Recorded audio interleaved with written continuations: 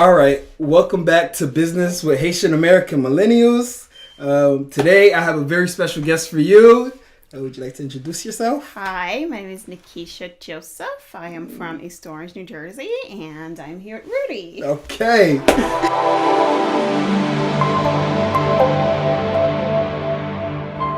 So, Nakicha, tell us a little bit about yourself. Like, what do you do? You said you're from East Orange. So Yes, so I was originally born in Haiti. So I came here when I was about 9 years old. Okay. So ever since then, so my aunt was the one who got me, my mother, and my little sister. So ever since we moved here, she was like 1 at the time or something like that.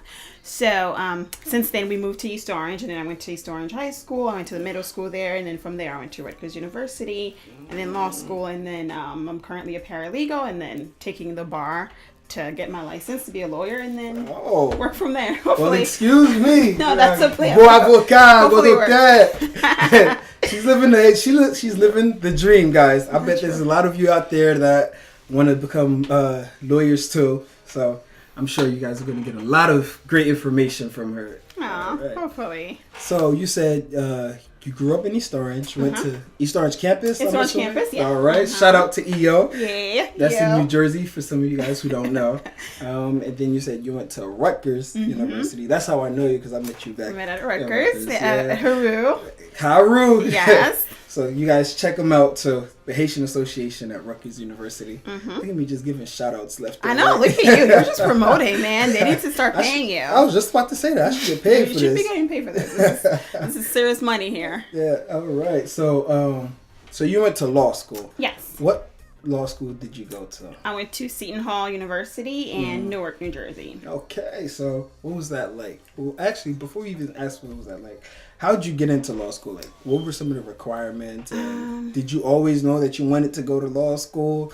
Did you ever have any doubts? Yeah, I always know that I wanted to go to law school, even as a little girl in Haiti. So I knew that after college, being Haitian, my parents are really religious. So the things that they teach you is church, school, and home. So that was exactly. So that's what we knew. So so I knew like college wasn't a choice, but going further in my education, I knew that was something I wanted to do for me. So I always wanted to be an attorney. So the requirements were just college, graduating college, and just taking the LSAT, which is the entrance exam that you take. Okay. And out of that, I think right now might be different. I took it like 3 years ago, so it's different now. My friend is doing it, and it's like so different. So back when I did it, it was the highest score was a 180, and depending on where you fall in that 180, I think the lowest that they will accept is a 120, and depending where you fall in that 180 is the better the school you go to. So someone with a 180 would probably get accepted into Harvard or something like that. So yeah, so I took the I was a political science major, so there was like no specific major for you to be in college. And I had a counselor at Rutgers, Milton Huffman or something like that. His name was. So he talked me out of going to school. He told me like, unless you're serious about it, law school is really hard. You should not do it. So, but I knew I was always determined. So I was like, I'm not gonna listen to him. So I took the LSAT. He was like, if you don't have a 160, don't even think about it, because if you're probably gonna get into some crappy school and won't be able to get a good job. He was a blonde. Yes, he was a blonde. But it's funny. Not too long ago, I met a professor at my law school. Told me, we were just talking, and he's a blonde too, but he does work in Haiti and he speaks Creole. So he was just trying to, yeah. So he was he does humanitarian work in Haiti. So he was just trying to relate, and he was like, "How'd you start?" And then who did you know at Rutgers? I was like, "Here's my advisor," and here's what he told me. He was like, "No, that's what he tells everyone." Like his sons were actually are lawyers too, and they went to Rutgers. He said that the professor at Rutgers told his sons not to go unless you really serious. Oh, that's smart. Apparently, it's a rite of passage with him to see if the student is really serious. So I took the test, and I took it like my senior year of college, and luckily for me, I got a good score. The first law school I applied to was Delaware State, which I got into, but that was far. Delaware's about like an hour and a half away. I didn't want to leave, my mom, it's just my little sister and then her husband. So I didn't want to leave them. I was like, God, I need to get into something closer. So I took it again, and I had a higher score, and I think I just in mid 160s at that point. And then I applied to Seton Hall, and I got in. So yeah, that was the process. Okay, so you stuck with it. You knew that was your goal, and you went for it. Yeah. Yeah, Yeah. You have a goal, guys. Don't let anybody discourage you. I agree. Yeah, no, don't let anyone discourage you. And if you fail, you keep going. I have a friend, not naming her, but she's on her 6th time taking the LSAT. And every time I told her, keep going, I asked her to send me the questions that she's getting. She's not getting, that she's getting wrong and things like that. And we go over them. But it doesn't, like now, back when I was doing it, you could only take it 3 times and you were done. So they changed it. Now you can take it unlimited times. And then, until you get your score that you want, and then you apply to school. So I told her, keep going. It gets expensive. I think it's like a $200 fee. But if she wants to go for it, definitely follow. I don't think it's fair that they will only give you 3 chances. Because if the person has the money and they have the determination, sometimes people are slow learners. Right. It gets hard. It's like every time like people, they're seeing how people are learning, it evolves. Like I'm sure things at Rutgers are easier. Like in high school, my sister's, she just graduated high school. She had laptops. I didn't have that. I went to the store and I was like, a laptop? Yeah. They gave it to them. It's like, I didn't have that. Like we couldn't even have laptop. For real. So like things are evolving and they're changing the rules and stuff like that. So I guess that's the way it evolves. I think it's unfair because I only could take it 3 times, but it's good for the new generation. It's good. I think it helps them out a little bit more too, because there's so much information. I was watching one thing online about law school. I hear back in the day they used to give you all of these books, like a suitcase full of books, but now they just like give you a tablet or something. Is that true? Well, we buy our own tablets, so maybe my school is cheap or expensive.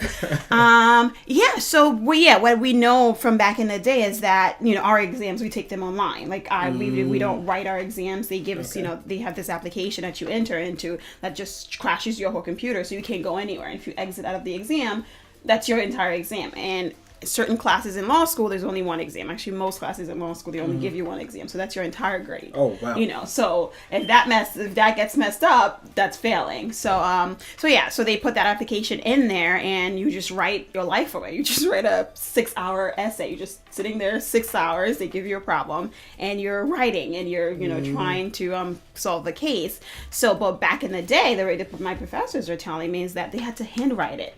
Imagine sitting in an exam room and 6 hours writing. Your hand would go crazy. It worked for me where I'm like, geez, I can't imagine just writing. And I'm like, typing is easier. God forbid you have horrible handwriting and they can't read it. They count that against you. If they can't read it, it's your problem. And the professors tell you that. They give you the option to write it, but no one does. And they tell you, if I can't read it, that's going to count against you because I'm not going to kill my eyes to try to read it. So it's definitely gets better for every generation, every when as time goes on. How hard would you say it was? Do you think the fact that you were very passionate about it helped you out, or do you think that somebody who just decided to go do it because their parents want them to be a lawyer, do you think they'll be able to succeed as well? Or it was very hard. If someone whose parents are forcing them to do it, I'd say would not succeed, because when you're doing about 200 pages of reading for 1 class a night, that's not something your parents can beat into you. So you really have to have a passion for it. I know people I started law school with that didn't finish because they're like, oh, this is too hard. This is not what I thought it was going to be, which is fine. It's just not for them. But it's certainly, you have to be disciplined. Like I worked a 40-hour day, 40 hours a week, 8 hours a day before going to school at 6 o'clock. So I would start work at 8:30, get off at 4:30. So you were working full-time, 40 hours and going to law school. Yeah. So I'd start my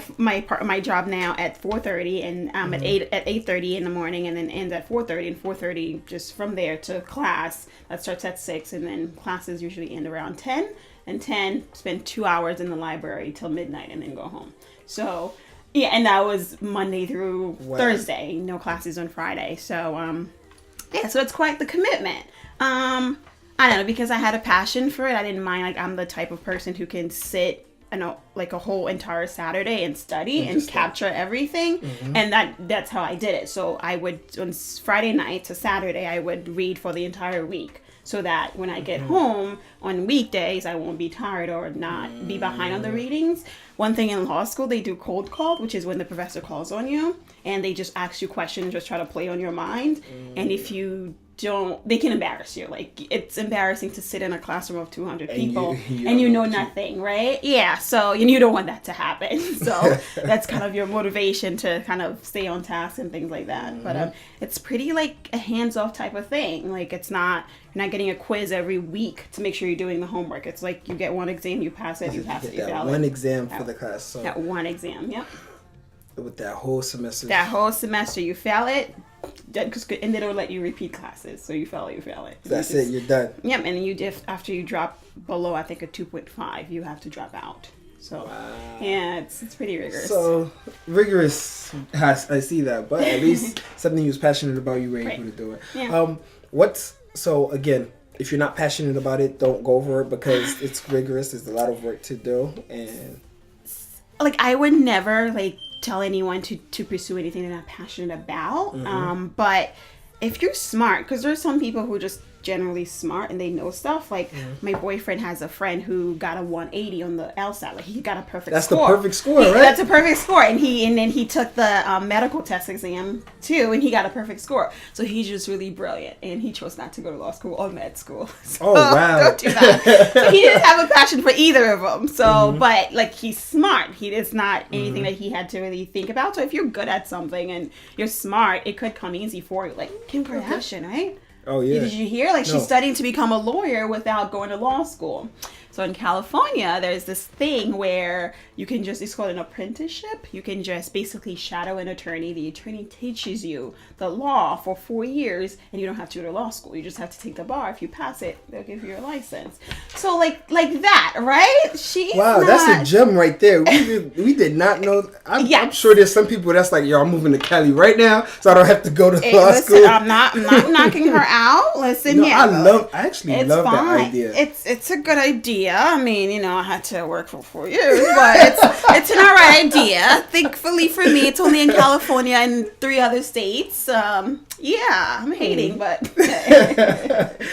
Question is, are there any scholarships for law school or grants and things of that manner? Yes, there are scholarship grants. I think there are a variety of things available. Personally, for me, I was an EOF at Rutgers, and I received the EOF scholarship for Seton Hall University as well, and that was a good amount, so that helped a bit. And I also received other scholarships there was an Essex County scholarship that I applied for students from Essex County. There are other minority scholarships out there, and there are a variety. So I would encourage people to do the research and definitely apply, because the money, every little bit helps. Yeah, because like otherwise, you just take out a whole bunch of loans. Yeah, it's I had a sort of a full ride to Rutgers. Rutgers gave me a lot of money, and then I won like a $50,000 scholarship from my high school. Oh man! I'm a little smart, a little smart. I barely saw her in school. As soon as I got there, she was out. I was not that studious. I wasn't terrible, but I was alright. But so I mostly didn't have any. I think I got out of college with probably 0 loans. Now I'm like in the hundreds. Yep, and that's all law school. All law school. That's all law school. Yeah, wow. Like I was fortunate for undergrad, like nothing. Well, I mean, it is what it is. As long as you're passionate about it. Right, exactly. And thankfully for me, the profession does pay off. I've seen an attorney make $1,000 an hour. So, it does pay off depending on the path and things like that. So I'm hoping God bless me too. That's one question too. Does it vary based off of the type of attorney you are, or? Yeah, it definitely varies. I would say the highest paid attorneys would be corporate attorneys, where these are people working for a corporation. I would assume like a lawyer for Apple, for example, is making good bank, so private companies usually have their head, the head of their legal department, you usually call it a general counsel. So the general counsel of the place that I work at is I think is making more than $5 million. So it is a good salary wise. It is, it's pretty lucrative depending on the type of law you go into. So one type of law that I think gets a bad rap is ambulance chasers, that people call them, like the personal injury attorneys, where if someone slips and fall, they're like, call me and things like that. No, but they make a lot of money too, because they're always getting clients and they're always looking for an accident happen. You see a lawyer with a card like, call me. So they get, they're pretty good too. I would say the lowest paid attorneys maybe are perhaps public, like public defenders? Public defenders and probably government attorneys. Because anyone working for the government, we know, since we know we're working, taxpayers, our employers pay us, so it's limited. So those are the people who probably from my experience and what I've heard, is probably the lowest paid. But if you wanna make banks, go corporation, and or insurance too. That's good. Yeah, that's good money. You said this is big, but I was thinking maybe 100,000 years. You said no, like a first year, someone who just graduated from law school in New York City, if you were like at a good firm, you start at 150. Oh, yeah, wow. That's like the starting salary. So no, it's pretty good. Depending, okay. Like, but that means you have good connection. You have a really good GPA in law school and things like that for you to get recruited by a top firm. You're set. It's a lot of hours. Like, you don't sleep. They work you like a slave. You're attached to your desk like literally 80 hours out of the week, which is it's not possible, but they work you like a slave, but they pay you. Well, that's good to know. So all right, with that being said, then, going into law school, what would you say was your favorite part about law school? And then after that, you can tell me what was your least favorite part about law school. Okay, my favorite part was getting into the student government. My first year, I applied to become a senator, and I was voted on by my peers in my section. My school, they're separated into sections. There's a day section, an evening section, and after I won that, I wanted to make better changes and more changes, and on a sort of school-wide level rather than the night program that we have. And I applied to become the vice president at the school, and I got in, so that was pretty cool. Just seeing that the entire school believed in me, and then that I could convince people to believe that I can represent them and just be at a meeting with the dean or the president of the school and fight for the student rights and things like that. So that was pretty cool. So you were able to get the whole school to people from, because even though you were just at night, you were able to get the daytime students. Right, yeah. We campaigned just like the regular. I actually, my last campaign that I did was during the Trump era. So I had, like when Trump was campaigning around that time too. So we were also going through an election.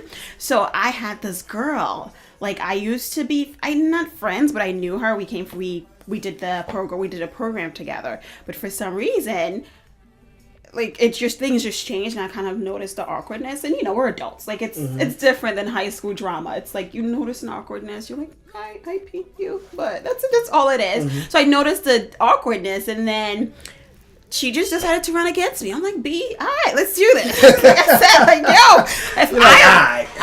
let's do this, okay? I'm like, I have a very competitive... That's where the East Orange campus came back. Like, come on now, don't let the white girl voice fool you. You know what I mean? So I was like, I have a very competitive spirit. So yeah, so I was like, all right, I was pretty intimidated because she was really popular. Because she was a day student. So she came from the day, and then she transferred into the night. And then, so she wasn't as popular with the night students because they didn't know her, but she was popular with the day students. But that was like a class of 300 people. So I was like, all right, yeah, that's some competition, but I'm in it. So that second time winning that second term of being vice president and over someone who I felt like was popular, that was also a problem. Yeah, because I'm telling you, like I was saying before, you definitely have the demeanor, you have the look. Again, if I see you walk into a courtroom and I'm like, that's the lawyer against me? Hold up! Comment c'est prier right then and there. Seigneur notre Dieu, papa qui me s'en va. I'm gonna be like, okay, Seigneur Jésus, béni, because I mean, look at her. Come on, guys. I'm like the sweetest person ever. Yeah, you're very sweet. But if you look at somebody with a straight face, good. Hey, good. Oh man, I'll be shaking. Oh, good. Okay. All right. So, I mean, it's a good thing. People would take you serious. Yeah, take you seriously because I don't think you want people to look at you. It's just right. Exactly. Like my sister doesn't take me seriously because sometimes I'm like threatening her. I'm like, girl, you better do that. She's like, you're not gonna do anything. People who know me, they're like, she's a punk. She's not gonna do anything. After they get to know you. Exactly. It's like, she's all You know talk. what? forget this video because we don't need people to find out that you're nice. Exactly. I'm a gangster, you know. You gotta mess with my image. I got an image to protect out here, you know. Yeah. So okay, what would you say was the worst? The worst part, or your least favorite? Okay. I would say definitely the long hours. Being that I had limited time, I had a job. I had a full-time job, so I couldn't get on my job and complain that hey, I have homework to do and things like that. So being tired, my boyfriend is also in law school, so we have that in common, and would be in the library like 2 a.m. and 3 a.m. and just during finals time, and I would be falling asleep. He has so many videos of me just falling asleep. It's just because I'm tired, you know? And so it was hard. So yeah, I love the work, but it certainly was a time I'm like, damn, that was the struggle. So. Well, that's interesting. Were you guys the same year in law school? Yeah, we are the same year. We went in together. We both started. He's actually at Rutgers Law, which is across the street from me. But either, you know, so whenever we both worked, so our schedules are the same. So whenever he's done with classes around 10 o'clock, I either go to him or he comes to me, and then we study together. Yeah. So would you say that helped a lot, having him as a support system that you guys were studying together? Yeah, it does. So I did 3.5 years, right? Because evening students is normally 4 years. So if you take a lot of classes and a lot of credits, you do 3.5. So this last semester that he's doing, he had to do it without me, and he's like, oh my God, it's so hard. You don't have someone motivating you. So I can imagine too me studying without someone just be like, hey, let's go. Because the person's like, hey, let's go to the library. I'm motivated to go. Where if it's me by myself, I'll tell myself, you could take a nap instead. Yeah. So it motivates you when you have someone doing it with you. Yeah. So you guys weren't like you want to say somebody might distract you more, or was it well needed? I'm pretty serious. He's like the 2-hour studying type of person. He's like, I can't study for more than 2 hours because I'm not capturing what I'm reading. And I'm give it to me. I'm gonna finish this. I'm done. Like if I have something in front of me to finish, I'm gonna finish it. Okay. No break. So I'm the type of person. So yeah. So we would have to take breaks, but at times, like I saw that I wasn't capturing, because your brain can only take so much. But it just that's my personality. So that kind of benefited, and sometimes too distracted me because I want to keep going and get out of there. While he's like, all right, my brain is tired. Let's go take a break. You're right. I guess it helps avoid like burnout. Exactly. Oh, okay. So is there anything that you wish you knew prior to going to law school? When you get to law school, there's a thing called outline. So basically, outlining is how you take notes, and how you take notes helps you when it comes to the exam. I wish that I would have known that it's one exam. You get one shot and you're done. And I wish that someone would have taught me what an outline is, because basically, at undergrad, you're taking notes and you're reading the notes. You either have an open book or a closed book, but the professor tells you here's what's going to be on the exam. Where law, it's different. The professor, they just talk, and you don't know necessarily what to take down and what not to take down. And you're reading, so it's just a case of, sometimes we have cases from the 1800s where they didn't even speak English. It's just like, what is this? Like, it's just not good work. like, oh my God, a human being is reading this. Like, it's not like a scholar from the freaking, I don't know. So it's like, yeah. So sometimes you're reading something, you're like, okay, what was that? You don't know. And the Supreme Court justices, they read things differently. They say things, or they just don't make sense. So I wish someone taught me how to outline. Here's the good note to take. Here's what a professor will focus on. Like, they will tell you, but they won't be like, this is like, because a law school exam is basically a problem. Okay, this person fell. This person came out of the sky. This is your baby daddy. This is this. And it's everything together. Now, all right, you're the lawyer. Plead your case. That's just what it is. It's basically you presenting a case. So there's no way to, like, put that into your brain, because you don't know what the person is going to ask you. It's just, the concept of a law, like such as a tort is, injury, damages. So I know that, okay, if he said the person fell, that's an injury. If, he said the person wants this type of compensation, I know that's they want damages for the injury that they got. So it's just knowing the concepts. So it took me like until my third year, I guess I would say, to really capture how to outline in order for me to regurgitate that back on an exam the way the professor wants it. Yeah. Okay, so it's cases.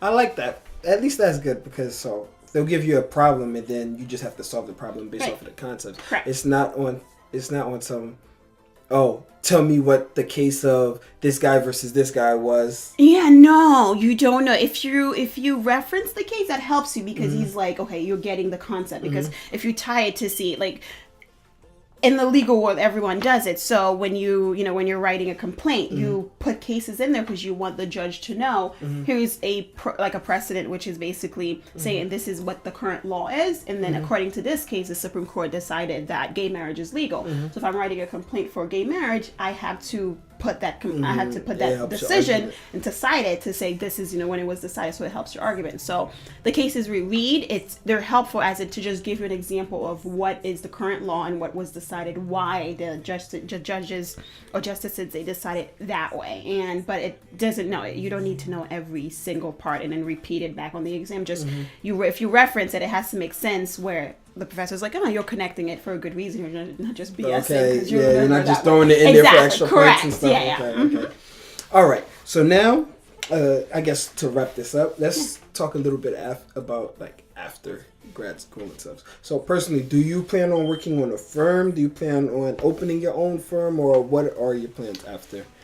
I would love to start out at a firm and then after maybe 2-3 years to go in-house, which a firm in-house when you work for a corporation, they have their own legal department. So that's what you call the in-house, and that their lawyers do the work. So that the firm, you're constantly like most firms that I've been in contact with, they have a policy of within an hour. If someone emails you, respond. So that means they respond to you. If they email you at night, within an hour you respond to the client. So you don't really have a life. You're just like constantly on the call, constantly something to write, something to do. So it's that first, like I'm 27, so that's when I'm graduating. So let's say someone who would graduate, for example, at like 25, which is people who go straight to law school. That's what they would do because it's 3 years. Then you do that for 3-4 years, and then after that, by your 30s, you're burned out. You don't want to be, working and sleeving. So an in-house position, it's a corporation. Like those are your clients. So when they, when they're up and they're going about their business is when you're up too. So exactly, they're not going to be emailing you in the middle of the night because they're like, exactly, like the job is there tomorrow. I can go back there. So it's same thing. So it provides you with a little bit more flexibility. So you're working business hours. Business, exactly, correct. Okay, that's good to know. Yeah. Do you think it would be hard for somebody to go to law school just in the hopes of opening up their own practice or their own law firm? Like, let's say they don't want to deal with corporate, they just want to be an entrepreneur and go straight into business for themselves right out of law school. No, I don't think it would be hard. I think most people do that. Like people from law school who know each other, they're like, especially if they can't find that job that they want, they just start their own practice. And that opens you up to a lot of things because you have malpractice and things like that, and you have to make sure that you know this stuff. But yeah, you can get together with a friend or someone from law school. You're like, hey, let's start a firm, and whatever you specialize in, that's what the firm does. I think that's a good route. You set your own hours, be your own boss. Nice. All right, so I guess closing off in all, I'd say because you said what's one thing that you wish you knew. Would you give one tip for a prospective young person, let's say a high schooler that might be thinking about going into law school but they don't know yet? Anything you want to tell them? You can do it. If you're undecided, take an internship. Go Google the courthouse and see if anyone's willing to let you shadow them. Work, if you I worked for a year before after college before applying to law school. So if you want to work at a firm or at a legal department in a corporation, just to see what it's like, to see if you really want to do it, do that, make up your mind, and then but other than that, just you can do it. Whatever you put your mind up to. Go to California and shadow somebody. Go to California, become Kim Kardashian, shadow someone, and you'd be a lawyer in like 4 years. Simple. Right? Yeah. All right. Well, thank you so much for coming on this show. This was I so really much appreciate fun. it. Oh man, anytime. I definitely want you back on the show in a year or 2 years to give us an update. Let's see if you didn't rip out all your hair, or let's see if you're making $5 million. Because if you're making $5 million, you better remember me. She better remember me. All right. Well, thank you again for coming on the show. Guys, don't forget to like, comment, subscribe. Let us know what you think. Let us know if you found this information useful or if you think she's full of crap. See you guys next time. Bye.